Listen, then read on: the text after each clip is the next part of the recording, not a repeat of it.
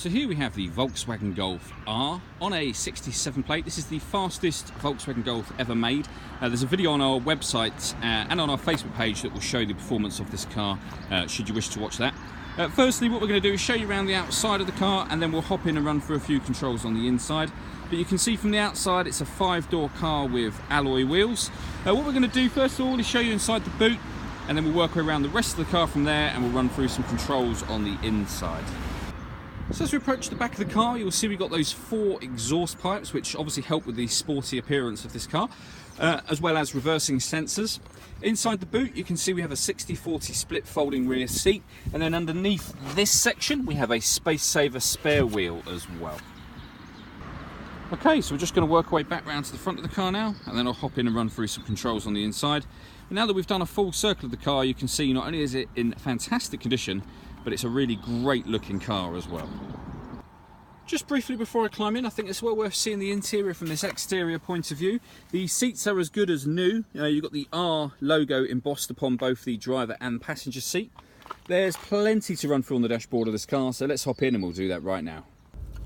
Okay, so now that we're inside the car, we're going to start off with the dials. They're entirely digital. They look really fantastic, particularly in person. They're well worth seeing. On the left-hand side, we have the rev counter, and on the right-hand side, the speedometer. You can see the total miles on the car, just underneath that, 6,821. You can change information that's displayed in the centre using buttons on the steering wheel. So not only is there a vast driver menu full of things like fuel economy, average consumption, what have you, but to the right and left hand sides of that, we've got driver assist systems, we've got satellite navigation, we have the audio menu, we have a telephone menu so you can make phone calls from there should you wish to, vehicle status, it will just tell us if there's any issues with the vehicle, a lap timer, and then all the way back round to driver data again. The buttons I was using a moment ago are these ones on the right hand side, just here and here. But we also have on that side voice activation for the phone as well. So if you hit that button, ask it to dial anyone in your contacts list, it'll do that for you without you having to take your phone from your bag or your pocket. Of course, that's once you pair the phone, which is done on the central screen. I'll show you that in a moment. On the left-hand side here, we've got cruise control and speed limiter. The button in the middle, once cruise control is set, hit that button and you can safely ask this car to maintain a distance between you and the vehicle in front by itself. So it will slow down and speed up accordingly depending on the traffic situation in front.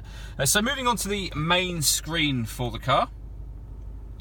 We'll start off with the radio. So at the moment the radio is on DAB, as you can see down the bottom here.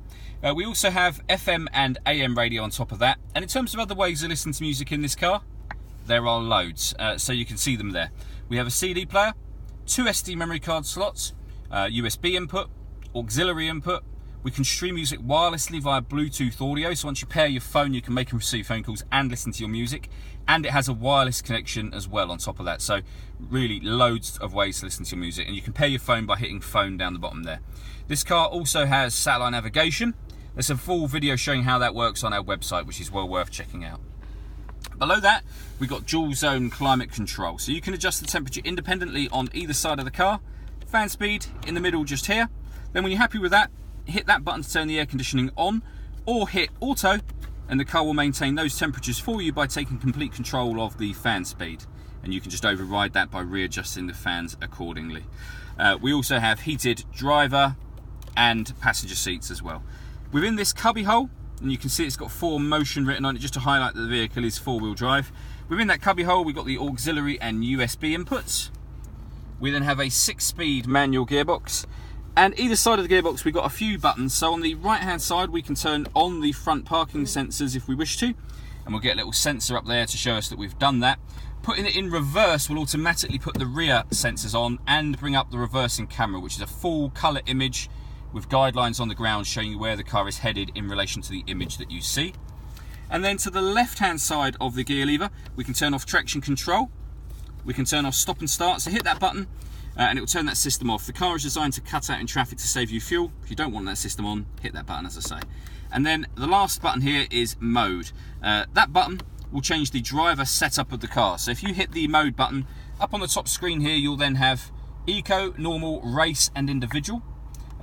Basically changing those settings will change all of this. The steering, the drive, the air conditioning, the engine sound, so you could have the whole car set up in normal but have the engine sound in race mode, so it'll be a little bit louder, for example. Or you can just go for their preset things on here should you wish to. And say there's the video on the performance that's well worth watching on our website, and it will show you this car in kind of full action.